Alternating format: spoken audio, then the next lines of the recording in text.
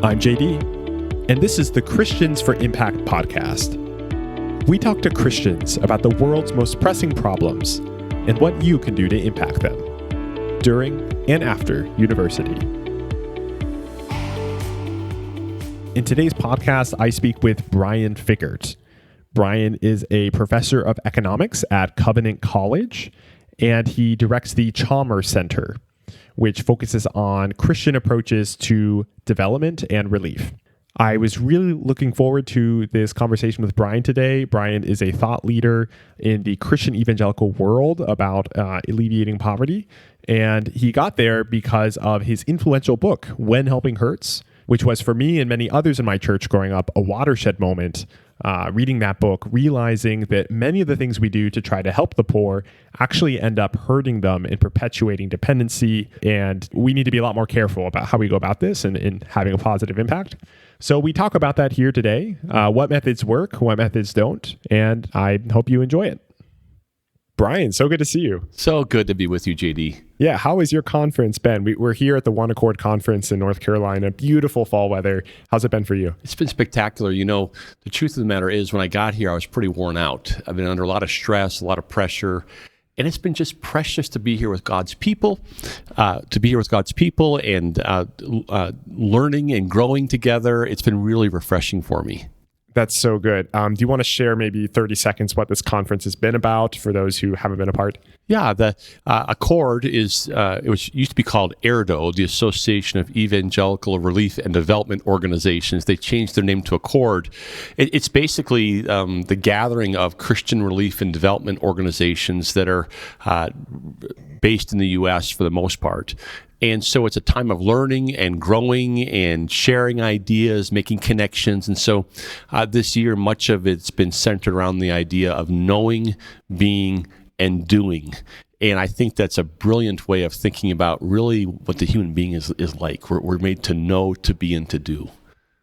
Yes, definitely. Could you please give the listeners a bit more about your background, what it is you do, and also your background of studies, what you studied, where you studied, and how that plays into what you're doing now? It's my whole life story quickly. Yes. Yeah. So I'll try to be succinct, but the story really, I think, matters, I think, for our listeners. So I'm a pastor's kid. I grew up in a rural village in Wisconsin, and pretty humble beginnings. Went to a small Christian college. And I really felt called from the time I was a youth to do something to try to address global poverty. But I had a problem. I was really good at math. So I couldn't figure out, what am I going to do when I'm really good at math and I want to help poor people? So when I was in college, I discovered the field of economics, which uses lots of math. But you can ask questions about poverty and its alleviation. And so I really got drawn into this idea of using economics to improve the lives of poor people. And so when I left college, my professor said to me, "We hope that you'll come back here someday and be a professor." And I said, "I will never, ever, ever teach a small Christian college.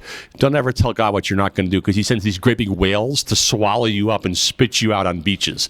So I went off, and in God's grace alone was able to get a PhD in economics, focusing on international economics, international trade and finance, then also economic development in the majority world of Africa, Asia, and Latin America. When I was finishing graduate school, Covenant College, Lookout Mountain, Georgia, contacted me and said, "We'd love you to apply to be a professor here." And I said, "I will never, ever teach at a small Christian college, especially not yours on top of a mountain in Georgia." And so I had no... It's a beautiful mountain. It's a beautiful place. I went there for camps growing up. Oh, you it's did? A wonderful place, yeah. That's awesome. So I did not want to go there. I wanted to play on a bigger pond, to be honest with you. And so I wanted to do global consulting. I wanted to work at the World Bank, for example, the International Monetary Fund. And so when I finished graduate school, the Lord provided a job for me at the University of Maryland, which was just outside of Washington, D.C. And so it's a major research university. There were 45,000 students there when I was a professor. A great computer on my desk. I could have launched the nuclear arsenal. I could have been at the White House in 20 minutes. They never called, but if they called, I could have been there. And so I was actually doing some consulting for the World Bank. And so I really had this great mix of academic work, but also applied research and policy work. Life was good. Life was great. What were some of the specific issues you were working on with your consulting? Yeah, so my area of expertise at the time was very focused on both trade policies, but also technology policies. So I was studying things like what kinds of policies can a country like India, for example, that was my doctoral dissertation, what kind of policies can a country use to foster innovation and technological change? So it's doing a lot of research on intellectual property rights and R&D and technology transfer, but very empirical. I was basically an applied statistician. So a lot of stuff in the space of how do we generate knowledge, because as we generate new knowledge, new technology, we can promote economic growth, and that can help people to be lifted out of poverty. So that was kind of the focus. Yes, it seems like in India, especially starting in the 90s, there's this great reform that led to massive wins with regards to increases in well-being. How do you know all that? That's exactly right, JD. That's exactly right. So you must have been on the front line. I don't know if... I was on the front lines, but I was studying India at that time, and actually I did write a paper about what would be the likely impacts of those reforms on productivity in Indian firms. And so all of that reform era in India, I was played a little tiny role in doing some research about that. There's huge wins there. I'm sure you're familiar with Lant Pritchett's work about, just big wins from increasing growth. Let's talk about where the growth isn't happening. Let's talk about the pressing problems in global development. What do you, also as a Christian, see as the world's most pressing problem? You talk about it in When Helping Hurts. I'm sure a lot of the listeners have read this book, but could you please maybe share a bit of the thesis of that book and what Christians who are looking to impact the world should know? Yeah. So I want to continue my story a little bit because my story is the answer to your question, I think. I grew increasingly frustrated with the framework of mainstream economics. And so basically, mainstream economics views the human being as this creature, Homo economicus, a rational, materialistic creature. And if that's true, then promoting economic growth is the fundamental thing we need to do. The problem is that human beings are more than that. And so I was frustrated with the fact that I didn't really believe my discipline was really tapping into the real nature of what a human being is. That had a second problem, because my church was caring for the poor, but they were making the polar opposite mistake. They were reducing the poor to spiritual beings. If the poor just repent of their sins, all would be well. So you might say I'm not really believing in the anthropology of either my discipline or my church. And then a third thing happened. I taught a Sunday school class on the doctrine of the local church, what the Bible teaches. It says the local church is the very embodiment of Jesus Christ. All good things start in Sunday school. All good things start in Sunday school, even Presbyterian Sunday schools. And so, long as they are. As long as they are. So I fell in love with the local church because it embodies Jesus Christ, who ministered to body and soul. And so Christ and the church bring together the tensions I was feeling in my profession and in kind of the false doctrines of my church. And so I kind of had a crisis a little bit. And so I wrote a letter to Covenant College and said, somebody should start a program that would help students to think about poverty and human beings in a more biblical framework. And somebody should start a center that equipped churches all over the world to live into a more biblical understanding of what a human being actually is, what human flourishing looks like. And so if I can re-articulate these needs, there's this problem where mainstream economics maybe over-focuses or puts too much emphasis on meeting material needs, and then the church is maybe historically focused too much on strictly meeting spiritual needs, but neither is the optimal solution. You've got it. Not bad for a Hillsdale College graduate.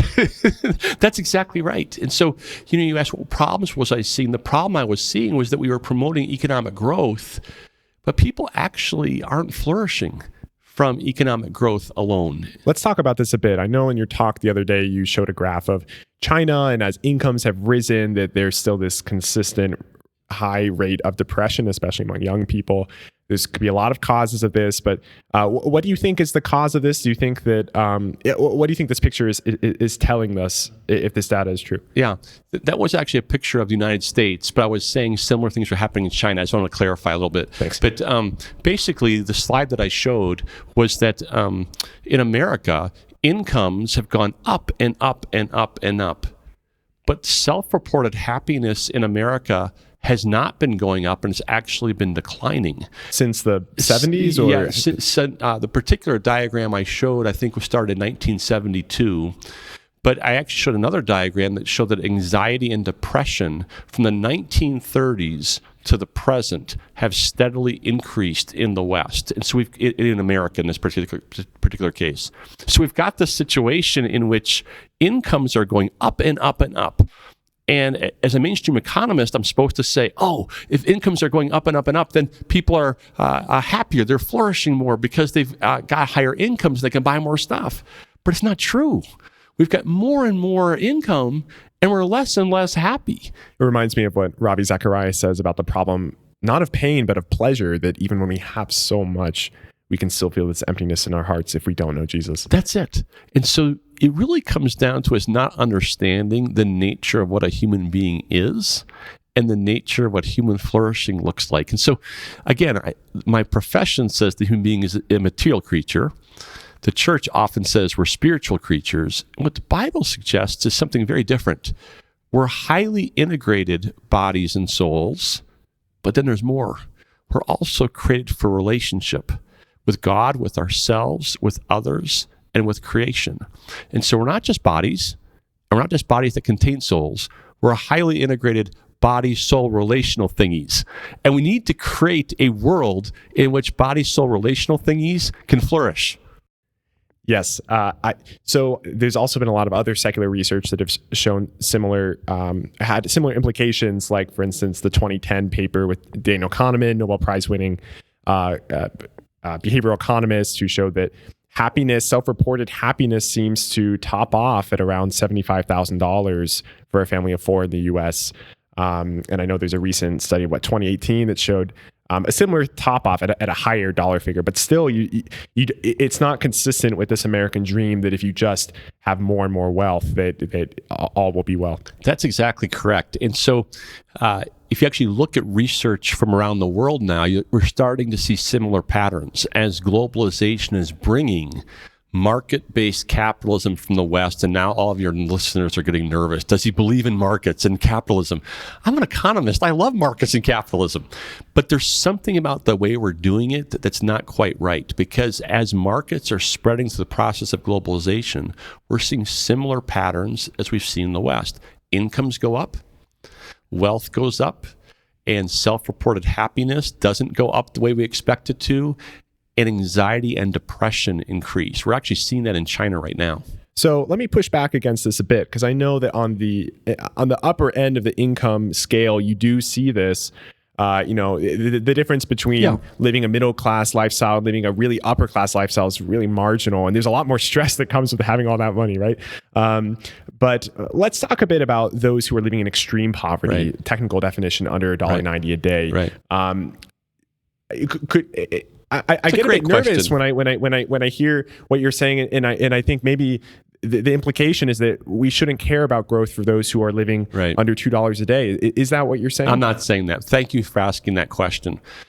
I very much believe that the way that God has created his world is for us to, again, live in right relationship with God, self, others, and the rest of creation. That relationship with creation is a relationship that should look something like this. That we should work to unfold and unpack the created order as an act of worship to God and service to others. And as we do that, we ought to be able to generate enough income to support ourselves. And then we can talk about what level of support and all of that. But there's a rhythm in the Garden of Eden that you work, and then you get to reap the rewards of that work through being able to consume. And so consumption isn't bad in its own right. Increasing incomes are a good thing. The image of the new creation is not that we're all going to be sitting around hugging each other but starving to death. The image is of we're going to be sitting around hugging each other around a great banquet feast. And so please don't hear me say that rising incomes don't matter. They really matter. But it is interesting to find out that even in China, where the percentage of people living below the poverty line has decreased dramatically, we're actually seeing increases in anxiety and depression, even for pretty poor people. Stop and think about it. So I'm two parents living in a village in rural China, and I moved to a coastal city because I want to have a higher income. And I have to leave my kids back in the village with grandma and grandpa. Well, now my family's separated. And so I'm in the city, my income is going up. I don't even know my kids, they're back in the village. And I'm having a lot of stress in my life trying to manage all of this. That's not clearly a better life. And so that's the problem. It's how we grow. Can we promote growth with community? Right. I think China's a special case where we saw, in combination with the one-child policy, this certain breakdown of the family. And we also saw of course, lots of oppression of human rights in many different ways. So, how much of the China story do you think is because of these? Of the fact it's in a totalitarian regime, and how much of it is economic growth? Terrific question, and certainly there's a need for a whole lot more research in this space. But I think if you start to look at the research, you're going to find out similar patterns in other parts of the world. That there's something about the way that growth is happening that promotes a highly individualistic kind of way of being in the world, a highly self-centered, a highly materialistic way of being in the world, that it does generate more income, but there's a loss of relationship with others in that to some degree offsets the benefits of the increase in incomes. We've got to find a way of promoting economic growth that doesn't lose community, that doesn't lose relationship. That's what I'm trying to say. It's a different kind of world. So let's talk a little bit more about when helping hurts, and what exactly would you say is the key problem you're addressing in this book? And I'd also love to hear your thoughts of how this has shaped the evangelical church since it's been published. Great question. So the basic point of When Helping Hurts is that many of us are coming out of a material framework of what poverty is. And so if I ask the average American, what is poverty? They'll define it this way. Poverty is about a lack of income, a lack of housing, a lack of food, a lack of clothing. Americans tend to define poverty as a lack of some material thing. And it comes out of all we've been talking about in this conversation so far. Americans are very materialistic creatures. The problem is if you ask poor people around the world what is poverty, they'll say something like this: I feel shame. I feel less than human. I feel like I'm not part of society. I feel like trash that everybody wants to get rid of. They define their poverty, yes, in material terms, but in addition, they define it in psychological, social, and even spiritual terms. And so we're coming at people out of a materialistic framework who are actually experiencing brokenness in their humanness. It goes back to what I said earlier. We are body, soul, relational creatures. And so because we're coming at a relational creature with money, it doesn't work. It's kind of like, when you're in junior high and the bully on the playground beats the tar out of you. And you've got a bloody nose and I'm looking at your face, you've had this experience. So you come home and you got a bloody nose and a black eye. What if your mom handed you $10 and said, there, now you're better? That doesn't address what's going on.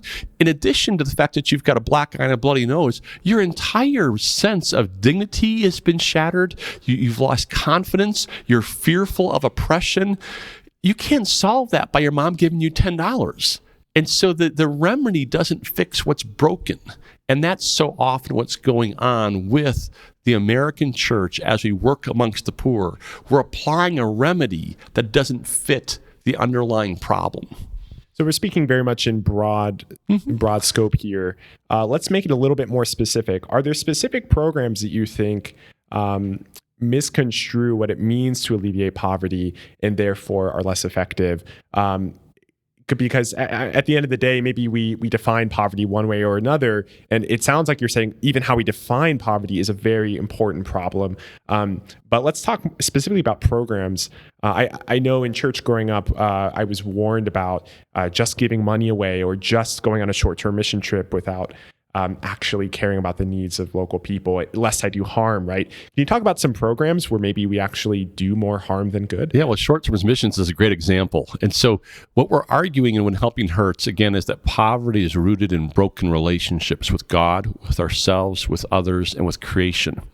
I don't know if you've ever experienced a strained relationship in your life, but I have, and it's not usually fixed within a week of having the other person come and give me money and then leaving.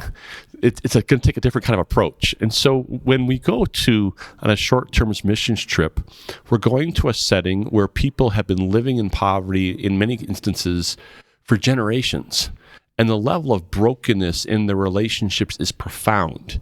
And we run in and we give a bunch of shoes out or something and then leave. You can't solve the deep-seatedness in those broken relationships through handing out shoes in a week. It doesn't work. And in fact, it makes it worse. Tom's tried. Tom's tried that. But what I want you to hear is it's not just that you can't make it better that way, you can actually make it worse. Because the nature of poverty is that it creates a broken relationship with self that manifests itself in a marred identity, a poor self-image, a sense that I'm less than human and I can't affect change in the world, and that outside forces control me. Well, a short-term missions trip actually reinforces that message, that you can't do anything and you need me, the outside force, to come and fix you. And so it's not that the short-term mission trip is neutral. It actually does real harm by communicating to the poor, you're right, you are broken, you're less than human, you can't do anything, you need me, the outsider, to fix you. And the outsider might be a 12-year-old American. And so imagine you're a 50-year-old farmer in Paraguay who's been struggling to raise his family, and a 12-year-old on a missions trip comes in and is the hero in the story as he's handing out things. That's going to further mar your identity. Does that make any sense? Yes. I think there's a lot of things going on here with this critique of short-term mission trips. One critique seems to be this misunderstanding of what poverty is and only looking to meet material needs. Another critique is this complete disregard for systems, and maybe, I know you don't like, you say in your book you don't like systems and products. That like kind of processes and products. Processes and products. Yeah. But maybe disregarding how systems work and how economic development works and how you can shift incentives when you come in and disrupt it with some kind of supply shock, like dropping a ton of shoes. Completely. Destroying the local shoe market, right? It sounds like there's also an issue here in terms of measurement, how you actually measuring what works and what doesn't work. So it's a great analogy. It sounds like there's really a lot here happening. And I'd like to dig a bit deeper in that as well. Do you think that, in what circumstances do you think it is okay to come in and provide material assistance? What are the requirements for that? And as a follow-up question, what are the best ways to measure that? Terrific. So one of the things we talk about in When Helping Hurts is that it's important to distinguish whether people need relief or rehabilitation or development. Relief is essentially providing a handout to somebody because they're incapable of helping themselves. And so this was not the point of the parable, but the Good Samaritan is a great illustration of relief applied appropriately. The dude is lying there on the side of the road, bleeding to death, can't help himself. Love that parable. Yeah. So the Good Samaritan applied relief well. But once the bleeding is stopped, we want to get into rehabilitation, which is essentially trying to restore the individual to, or the community, to pre-crisis conditions. And so it's getting that gentleman off the side of the road and starting to get him so he can walk again. As we shift from relief to rehabilitation, we're going to ask the individual or the community to contribute to their own improvement. It's not going to be a pure handout. It's not going to be me doing things to them or for them. It's going to be me doing things with them. The reason for that is we're trying to restore them as image bearers. And what image bearers do is use their gifts to steward the creation. And so we want to help people to move into that. And then development is helping individuals and communities to move towards higher degrees of humanness and flourishing than ever before. And again, that's walking with people across time. In both rehab and development, you're often going to be bringing in outside resources, outside knowledge, outside technology. But you're going to do it, if you're doing it well, you're going to do it in a way that complements people's own use of their own gifts, their own resources, so that you're not undermining human flourishing. You're trying to help them have a cooperative process where people are using their assets to grow. That's it. So I just met with a person here who was asking about scholarship funds to send somebody to college. Well, that's a developmental approach. She is saying to me, this person can do college, this person is able to contribute something to their college education, but she can't do it all. Could you help? That's development work. You're bringing in outside help, the scholarship, to complement the person's use of their own gifts and their own resources. That's what it should look like. Measurement. So let's go to measurement in a second. I want to ask a bit about this distinction between relief, rehabilitation, and development. Because when I think about helping people, for instance, in extreme poverty, living under $1.90 a day, I think in the broader literature, this is described as development, helping these people.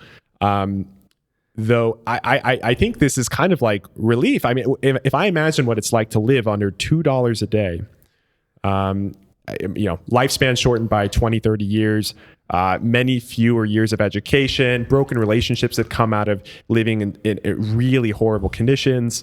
It seems to me like a relief situation, but this framing of relief, rehabilitation, development, it makes it sound like this is not a relief situation, because when I hear relief, I think helping disaster relief victims, right? So when you think about helping those in extreme poverty, where does that fit in this threefold paradigm? Great question.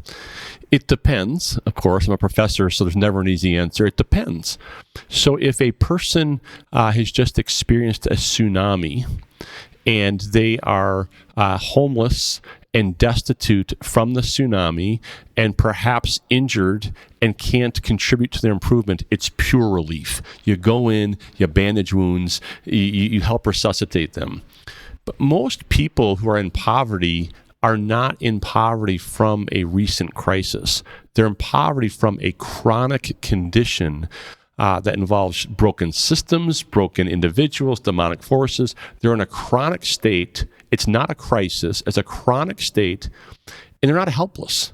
They actually can do something. So we don't want to decide. So the notion of a poverty trap that some economists, let's take Duflo, for instance, some well-prized economist Esther Duflo, would you take issue with this idea that people fall into a kind of poverty trap and they need initial capital to get out of it? No, I believe in poverty traps, but to be in a poverty trap is not the same thing as being completely helpless. So the person on the side of the road in the Good Samaritan story is completely helpless. He's bleeding to death. He's unconscious. I hope I haven't read the parable for a while.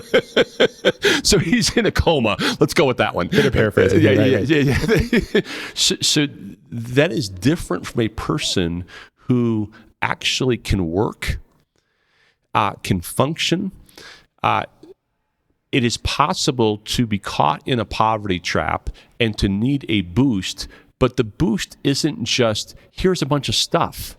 The boost is to come around the person in a supportive and empowering community to help them out of that poverty trap. It might include injection of outside resources, but it's going to require more than that, because fundamentally, relationships that are broken can't be solved through money. Money is part of it, but it's not the whole of what's needed.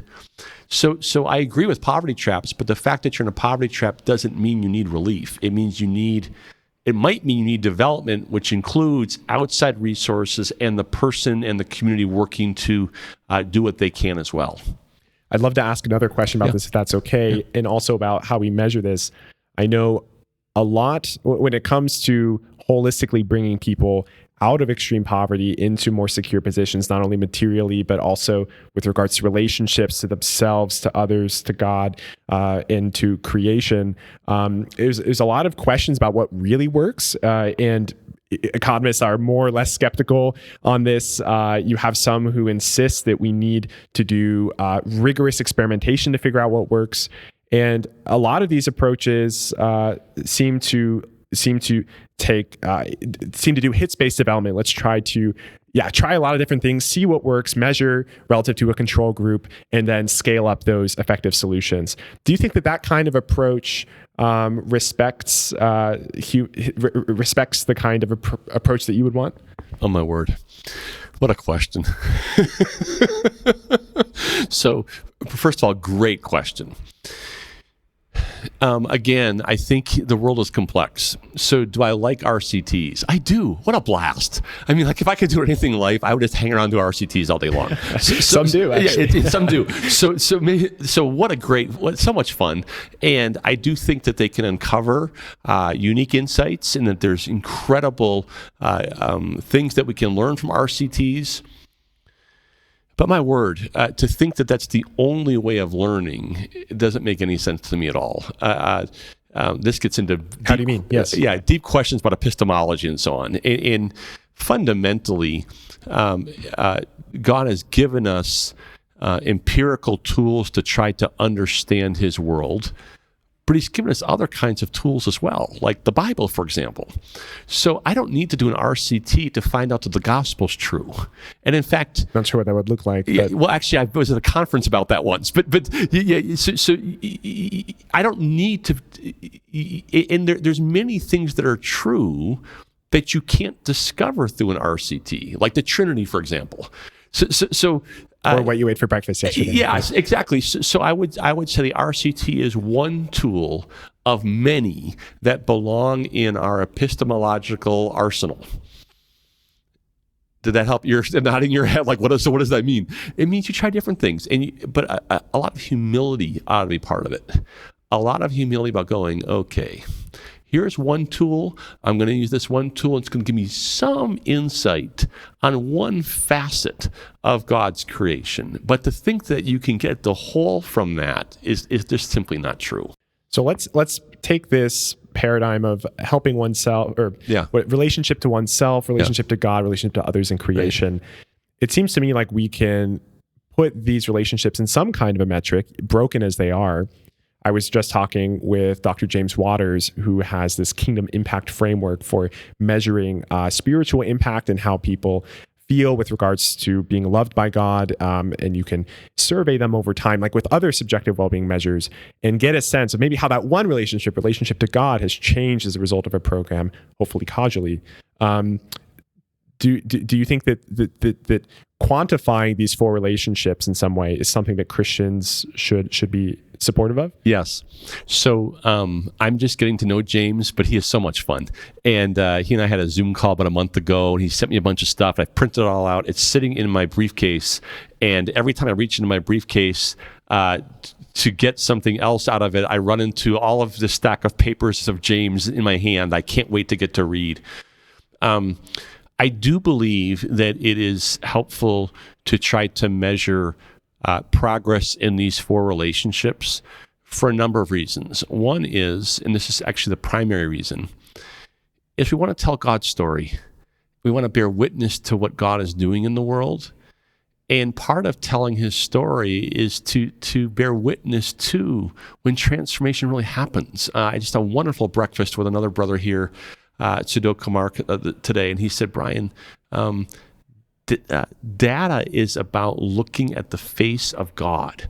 What a great answer. Oh my word. And he's like, Brian. That's what the math major says to the theologian. Exactly. Right? And what a brilliant idea. He said, we're called to bear witness to God's transforming story. And part of how we do that is to measure the story and then tell the story. So all in. Because otherwise stories can be very misleading, right? You have so many cases in development where a wonderful story is told, millions of dollars are raised, programs are run, and the poor aren't helped. Totally. Completely agree with that. We also want to measure to see, does it look like our programs are being effective? So I can believe that we're supposed to promote flourishing in terms of these four relationships, but that doesn't mean that my program's doing it very well, right? And so we want to improve our program, so I'm in on all of that.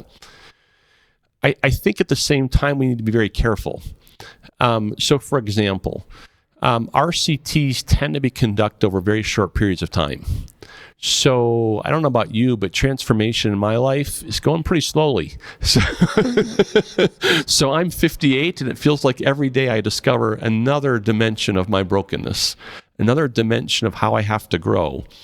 And if we had simply did an RCT of me between the time I was 18 and the time that I was 18 and a half, I'm not sure how much transformation we would have seen yet. And so the short time interval of many RCTs. Well, otherwise it'd be also quite hard to measure what's happened to you since you were 18. Oh, right? completely. How do you isolate a variable over 40 years? There's a million issues here. So I on the one hand, I love RCTs. On the other hand, the fact that has become the thing that we have to do to prove things, I think is a terrible mistake. But has it become the thing? I mean, I think about International Care Ministries and the randomizing religion paper published and was also featured in The Economist, where they did an RCT showing actually that faith-based programs do work relative to their secular counterparts, at least in their example. I think Bruce Wydick with Compassion International did RCTs to measure the effectiveness of child sponsorship. But otherwise, I'm really not too familiar with many other RCTs in the Christian world. Do you think they're really that popular in the Christian world? In the Christian world, they're not very popular. You're correct. They've become very popular in the secular world, if you will. And lots of decisions are being made on the basis of those RCT results that shouldn't be made that quickly. So, one example. Everybody thought that microfinance was the greatest thing ever, and some RCTs came out and said, "Oh, it's not really working." Billions of dollars got dried up, and now we're going, "Oh, another RCT came out that says it does work." Well, wow! So billions of dollars got diverted because a few studies said it wasn't working, and now we're finding out those studies were wrong. Folks, empirical research is really, really messy.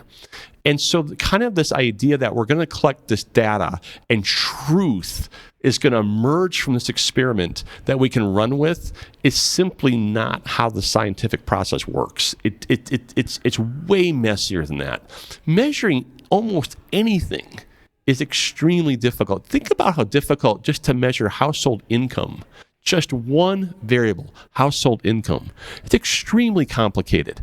We're working in contexts where there's no receipts, where oftentimes income is payment in kind rather than in terms of cash.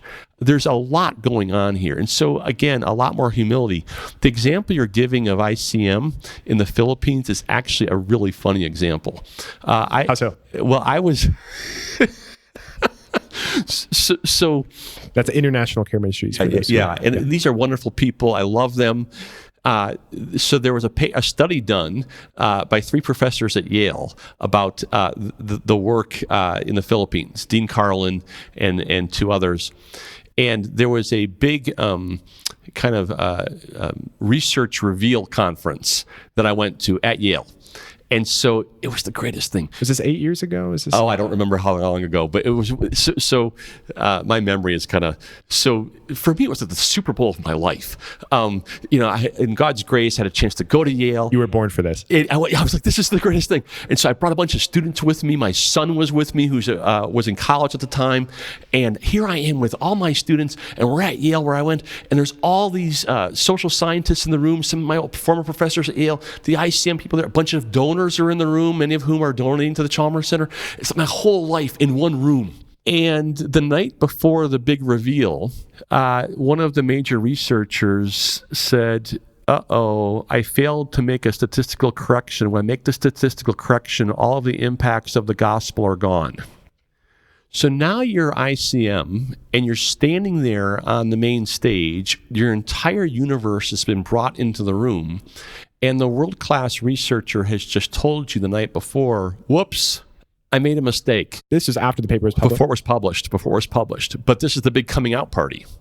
So now there's this funny scenario where you're in the room, and I'm speaking hyperbole here a little bit, but basically we are all expecting to find out that the resurrection really happened, and in fact it didn't.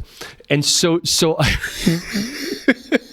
And so there's this funny scenario where the main researcher is running around the room hugging, and he professes to be an agnostic Jewish fellow. He's running around the room hugging all the Christians, saying, "It's okay, nothing Wonderful ever sign of works." grace. It's Yes. the funniest thing I've ever seen. Now, apparently they went back and did another correction, found out, in fact, the resurrection did happen. The gospel is true. What I want you to hear in that story is how fragile statistical work is and how complicated it is. And so literally the same body of research went from being, this is the greatest finding ever, to the night before discovering that there is no finding, to then make another correction discovering there is a finding. It's not this hard, neutral. Right, but truth is never like a hard, clean set. But we treat it that way. Right. I mean, even let's just take the disciples when they saw Jesus crucified. They went from abandoning him to praising him as Lord within a few days. It doesn't surprise me if for a given piece of research we change our view. I'm with you. The problem is we tend to view scientific research and RCTs as this sort of magical process that's not open to questioning, and it's open to all kinds of questioning. So I want to tell you the rest of the story. I'm at this conference, and literally, we've just discovered empirically the resurrection didn't happen, which is ridiculous. I'm speaking here in hyperbole.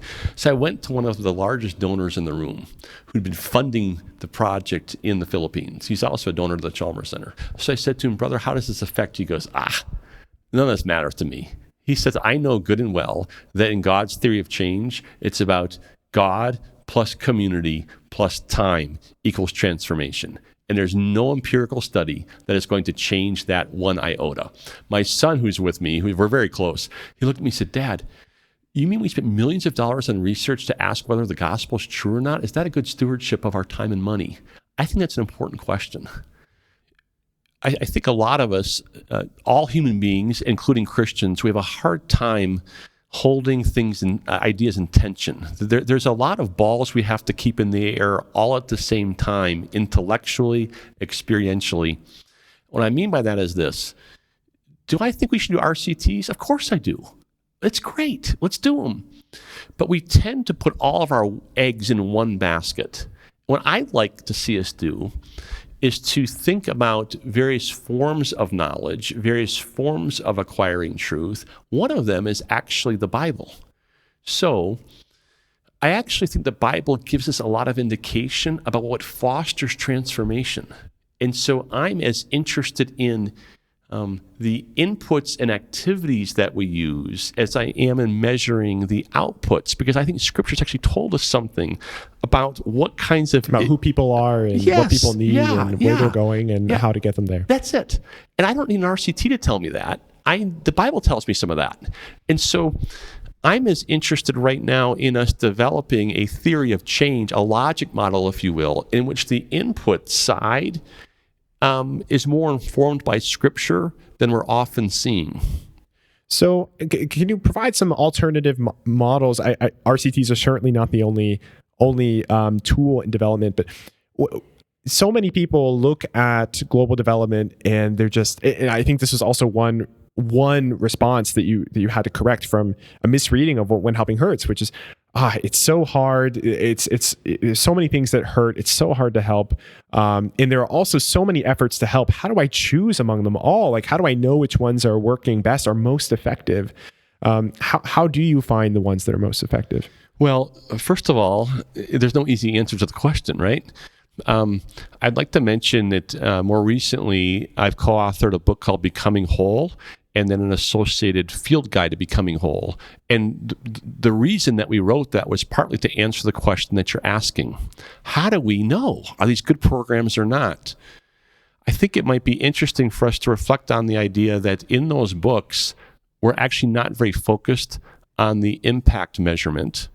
We're more focused on what is God's story of change and how can we as Christians live into that story. So, for example, we know that God created human beings in a certain way, and he put them into an environment in which they could flourish, and that environment was the Garden of Eden.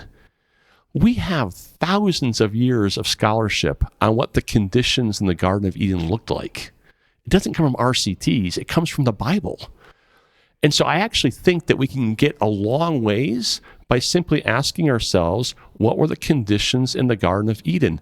And that's where it's all going. The story of Scripture is the restoration of human beings to the restored Garden of Eden in the New Jerusalem. So I don't need an RCT to tell me that. So let's take that as the telos, right? We're trying to redeem creation, restore, renew creation as agents of renewal in this world. But it still doesn't answer the question of maybe how best we bring about that renewal, right? We have the telos, we have Eden or the eschaton as the vision, but then what exactly is the theory of change, and how do we find the most effective ones? Praise God. So again, hear me. I actually believe we want to do some empirical research, but let's back up. What were the conditions in the Garden of Eden? Well, human beings dwelt in deep communion with God. Okay, well, how can we replicate deep communion with God? The Bible tells us that God dwells in the local church. So suddenly I know that the local church needs to have a central role. It's a part of the story. It's part of my program design. How am I going to design a program in such a way that at the end of the day, the poor are saying to themselves, I want to be in the front row when the Word of God is being preached and the Lord's Supper is being served, because I want that God. That's a program design implication. Deep communion with others was present in the garden. Okay, so now I've got a choice in how I'm going to design my program. Am I going to use an individual approach or a community-based approach? Go for community. There's program implications of reflecting on the conditions in the Garden of Eden. And that informs how we design our ministries, how we design our interventions. It doesn't give us all the exhaustive detail. So it gives us a pattern. If we follow the biblical storyline and what God's doing through the church in the New Testament and through his relationship with people throughout Scripture, and we replicate that kind of redemptive process in our ministry, that has very effective results. This is what I'm hearing. And I'm telling you that we are very far away from doing that right now because we don't know the story. So I did this at the conference here, but in the past, there's sort of a little exercise I do to try to get people to reveal some of their program design choices.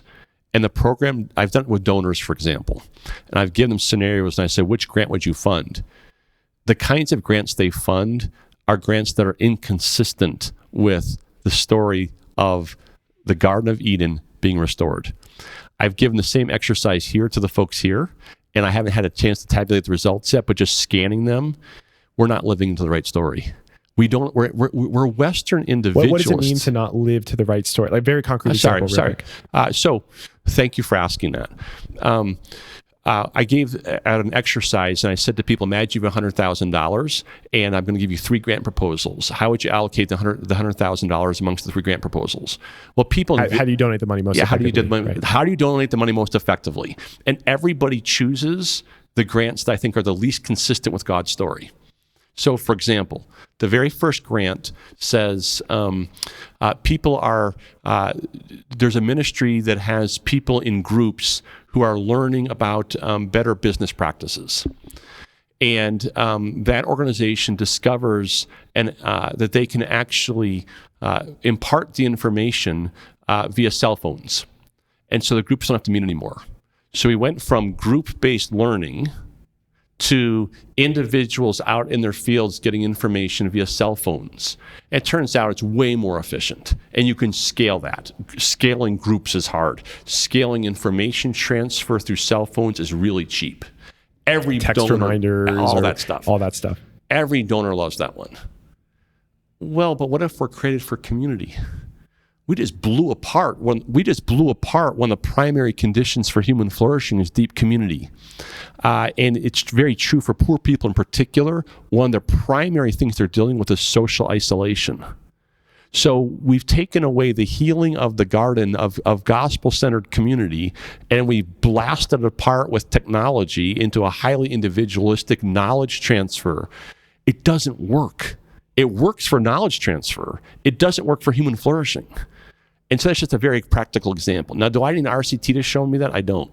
So it seems like if you want to have holistic change in a multidimensional way, you need to do it in community. And And yeah, that would fit this stylized example. Aren't there also examples, though, where you do want to make individual changes? You're not saying that we want to make individual changes, but they don't happen outside a community. That's why we have the local church.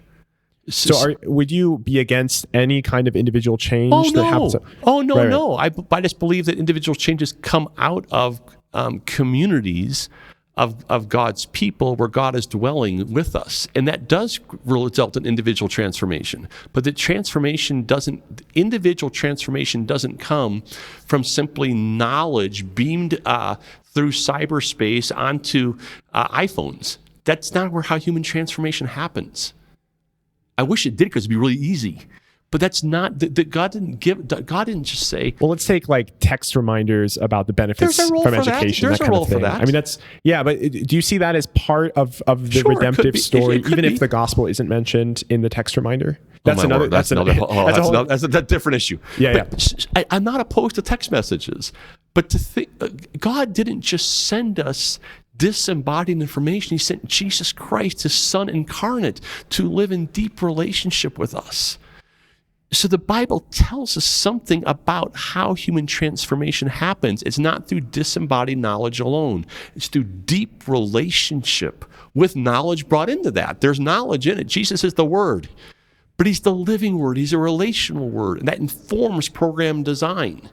I'm not afraid of what research will tell us about what I'm saying, because right now, all the social science research, all the psychological research, all the science of happiness research would say, you know what? Human beings are deeply wired for relationship with God, self, others, and the rest of creation. Science is supporting what I'm saying, but I'm telling you, we can get there even faster from recognizing we have truth revealed to us in Scripture. Yes, we want to use science as well. It's not either or, it's both and. God reveals himself to us that way, but we don't want to reduce our epistemology to research methods. There's other ways of knowing and learning and being as well. It's both and. Right. It's both and. I think herein lies the point you were making about evangelical Gnosticism. Can you please articulate what you mean by that, and maybe an example of an evangelical Gnostic approach, maybe using the giving example you mentioned earlier, where an evangelical Gnostic would give? Great question. So, first of all, I'm very indebted to a gentleman named Daryl Miller from the Discipling Nations Alliance for teaching me the term evangelical Gnosticism. So I just want to give a shout out to him. Gnosticism is an ancient heresy that much of the New Testament was trying to address, and it basically says the spirit is good and the material world is bad. And so basically it's a get the soul out of here, because real flourishing comes from releasing the soul from its encapsulation in the material realm. The Western Church has essentially syncretized evangelical Gnosticism with the gospel. And so what we have is a view of God that basically says God is Lord of our spiritual lives, but the universe, Monday through Saturday, runs basically according to naturalistic means. It's similar to deism. You think it's wrapped up with this Enlightenment notion that science is showing us the mind of God? Totally. And I do believe that science gives us insights to the mind of God. It's not either or, it's both and.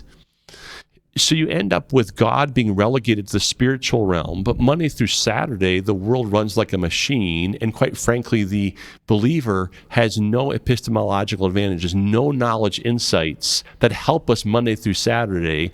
There's no advantage to being a Christian Monday through Saturday in terms of knowledge, in terms of being, in terms of doing, because the world, Monday through Saturday, works the same for believers and unbelievers.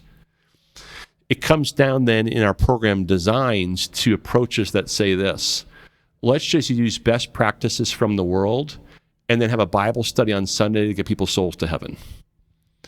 It means we give handouts to people to get the hook to be able to share the gospel with them. We've reduced the gospel to getting your soul to heaven. It's a separation of the material from the spiritual, and the real goal is getting the soul to heaven for all of eternity, to float around like a ghost. Every church in America has a really dumb ministry. I don't know what it is, but every church has one. And it's basically some kind of handout ministry.